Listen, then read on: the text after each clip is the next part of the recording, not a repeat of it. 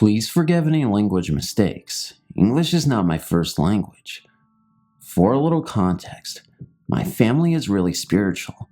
My grandmother used to be a medium, and my mother is as well. When I was a kid, we moved from house to house a lot. That meant different schools for me yearly. When I was 4 or 5 years old, we moved into a 3-bedroom house. We were a 6-person family, so my brother got the smaller room by himself, my parents the medium-sized room downstairs, and my sister, my aunt and me, got the big room upstairs next to the bathroom, my brother's room being between both rooms. Immediately, a lot of unexplainable things started happening as soon as we moved.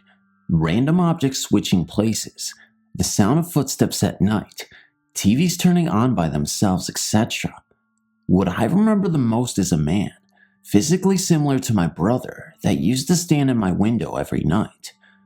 For about 5 months, I was the only one who saw him, but my aunt remembers seeing a black carriage on top of the house as well.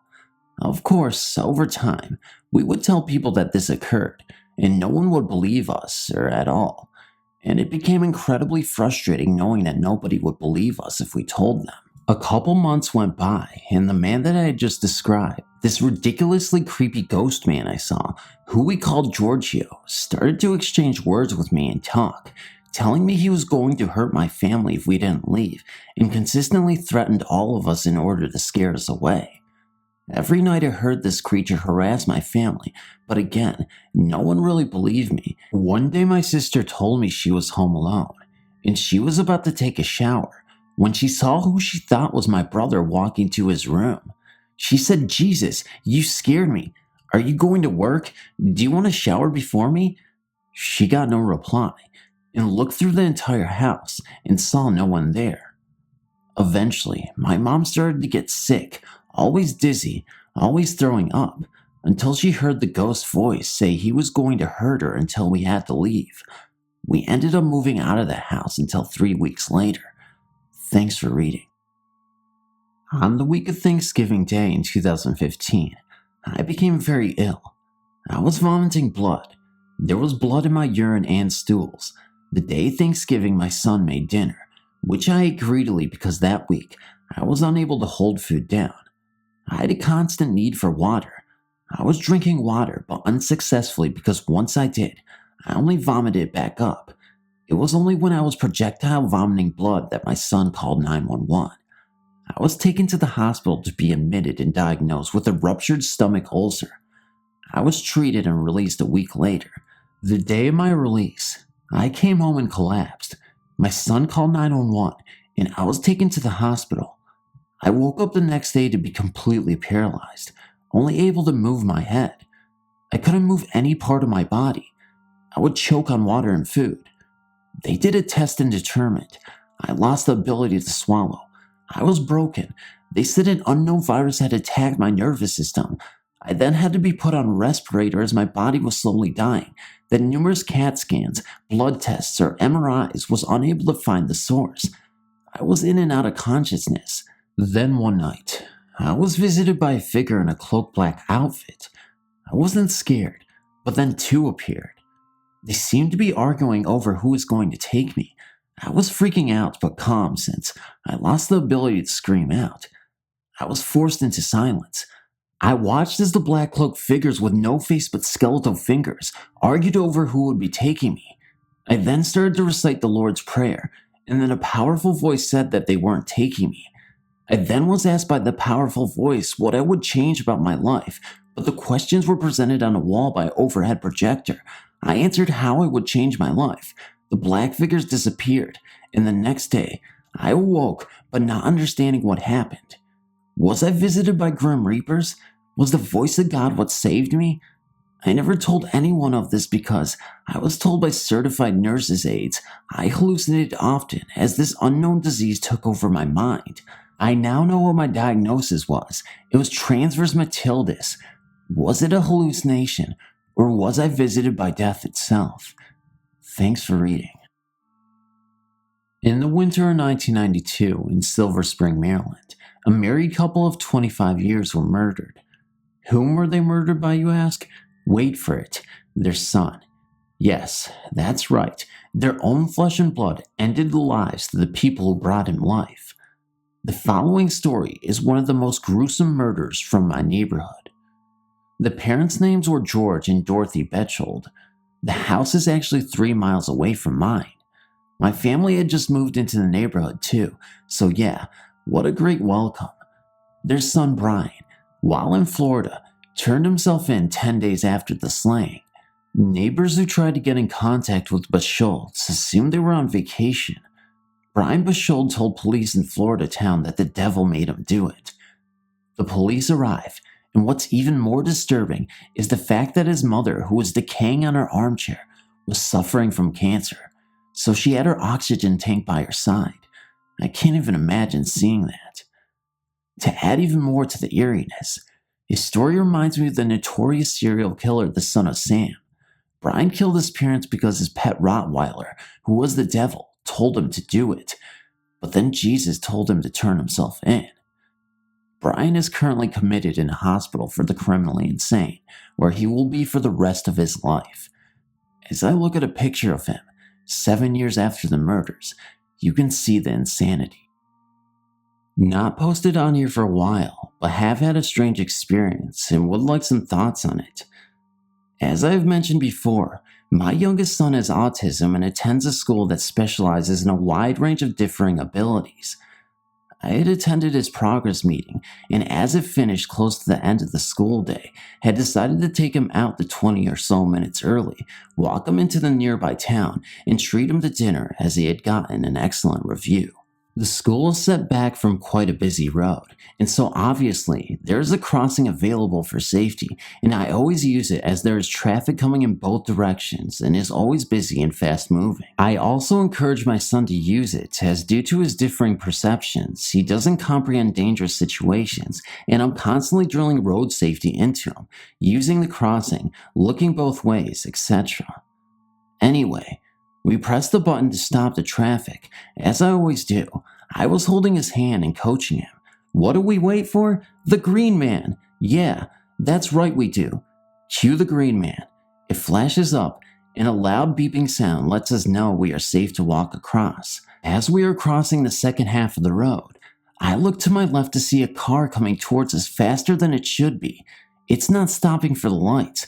My son is on my left side. It's going to hit him. I could feel panic rising in my chest. I can't breathe. There's not a thing I can do. Too late to run and no way to go to either side to avoid it.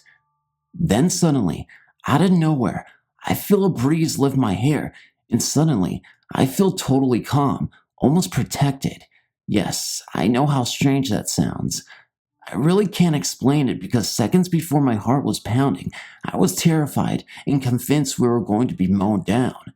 But no, the car stops just before he hits my legs. Wait, my legs? Where's my son? I look to my right and there he is, looking up at me and smiling. I don't remember moving him to that side at all. I'm having a what just happened moment when my attention is drawn to the driver who is leaning out of his window, yelling at me and asking if I beeping know how to cross a beeping road as I'm obviously beeping sight impaired. Quite a charming individual. Usually by now, I would have been trying to hold my temper and not respond negatively due to my son being present, but I still felt really calm. I just pointed up to the green man, still shining brightly, and said, "Why, yes, I do." The driver looks up, turns pale, and then quickly drives around us and speeds off. I quickly steer my son to the other side of the road, and people from other vehicles are surrounding us, checking if we are okay, and others try and remember the license plate number, but everyone was in shock at what they had just witnessed. Suddenly, my feeling of calm disappears and my legs turn to jelly. Everyone around us is telling us how lucky we are to be alive. They thought we were going to be killed, and I have to admit, I'm not sure how we stood there unharmed.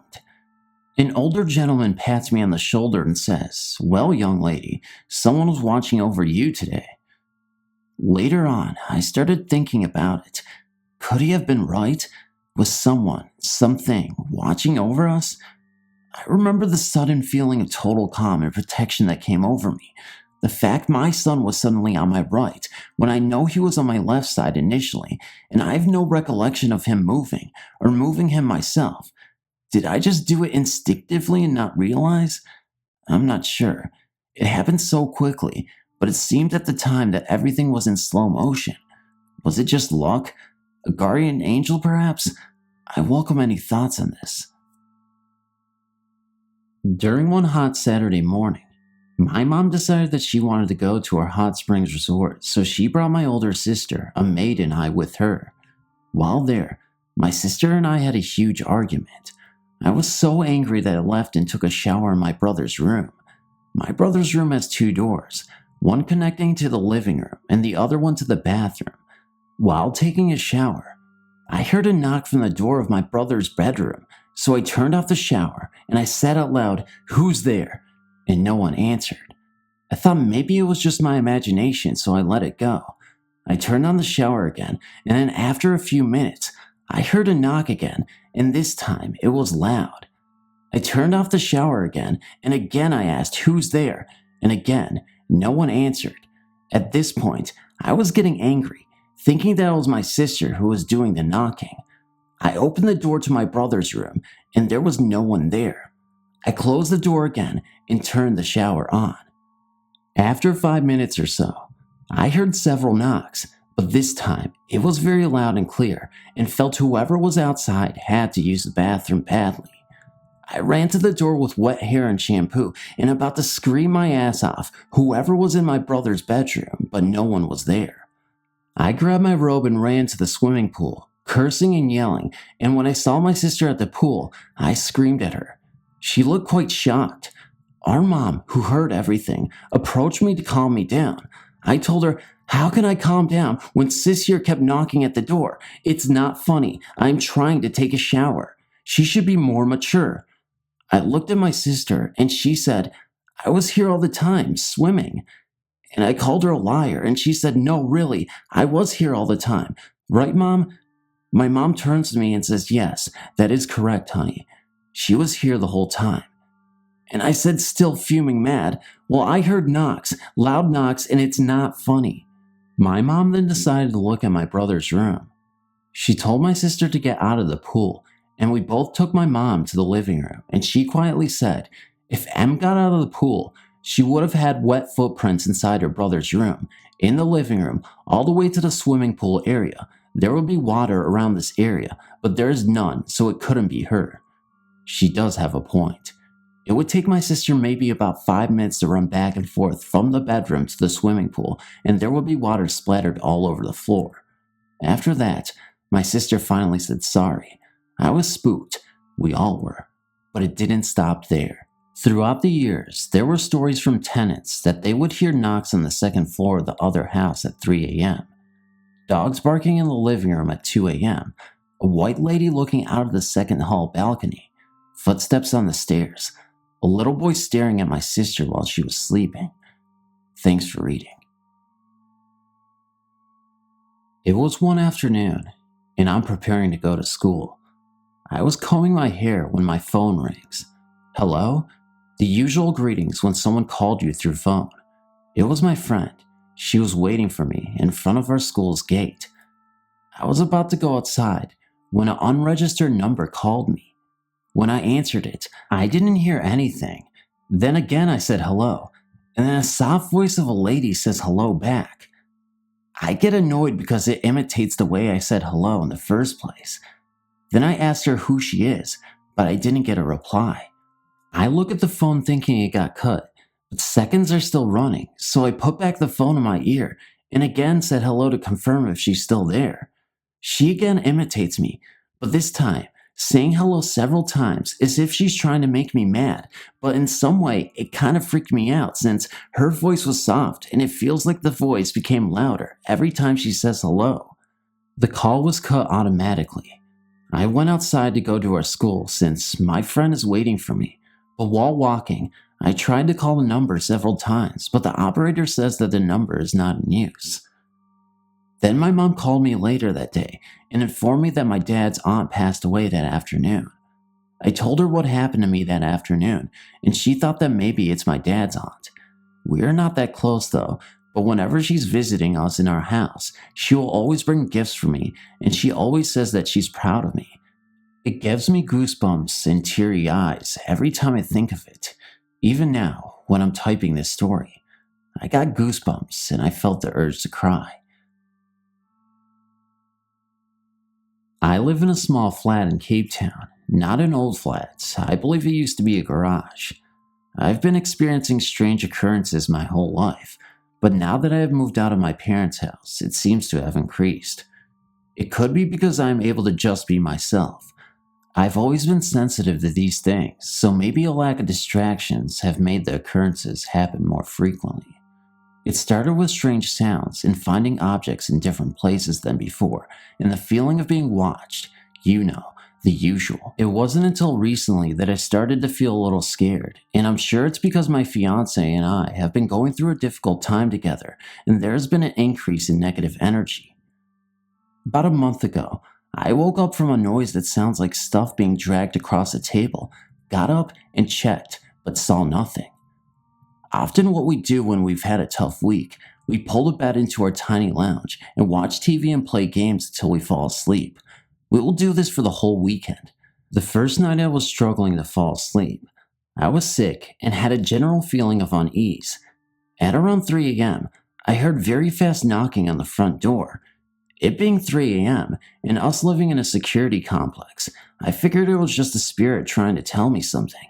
For once, I was wrong, because about 10 seconds later, I woke up from a friend calling us from our backyard, just about had a heart attack. While my fiance went outside to reprimand our friend, I suddenly went stiff and heard something in my right ear say quite angrily, "Get out," and then all went calm. I figured I was just sleep deprived and heard something else that could have sounded similar.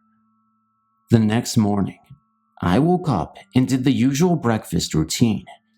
At around 2 p.m., my fiance points to the wall and asks, "What's that?" There was a red drip on the wall, straight down.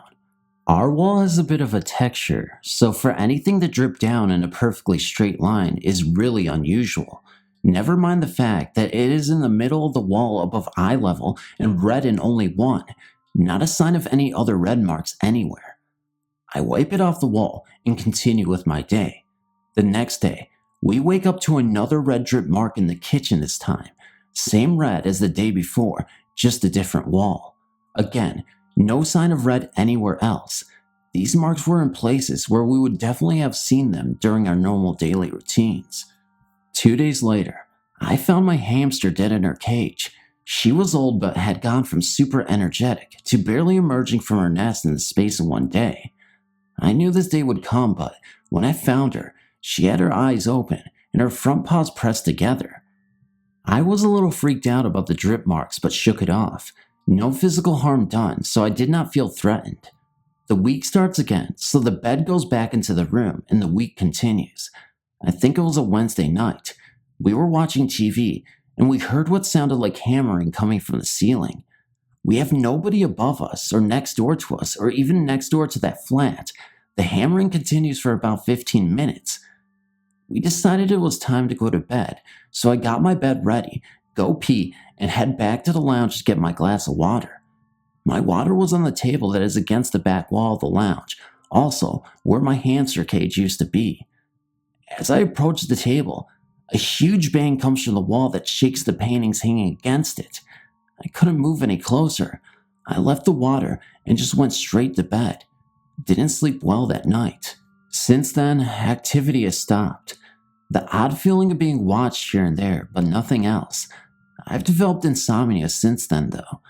It's difficult to distinguish if our negative energy was making things worse, or if something brought negative energy into the house. Hey, this was really fun. We hoped you liked it too. Seems like we've just begun when suddenly we're through. Goodbye, goodbye. Good friends, goodbye. 'Cause now it's time to go. But hey, I say, well, that's okay. 'Cause we'll see you very soon, I know. Very soon, I know. Goodbye, goodbye. Good friends, goodbye. And tomorrow, just like today. The phantom, the dog in my house, the cats, We'll all be waiting for you to come back and subscribe and play. And if you guys can guess that reference in the comments below, what I was referencing, you guys can totally write that in the comments below because that was awesome. But no, thank you so much to everybody who's taken the opportunity to send me their stories. I mean, this was a little bit of a mix and match here. I took some stories from the internet, but I also got, obviously, the stories that you guys sent me in. So if you guys have any more stories you can send me, go ahead. As long as it's properly structured, I'll definitely read it for sure, but I really appreciate everything you guys have done for me, and I love you guys, and don't forget to share and subscribe to this video, and actually to this channel, and I'm just gonna leave. Bye.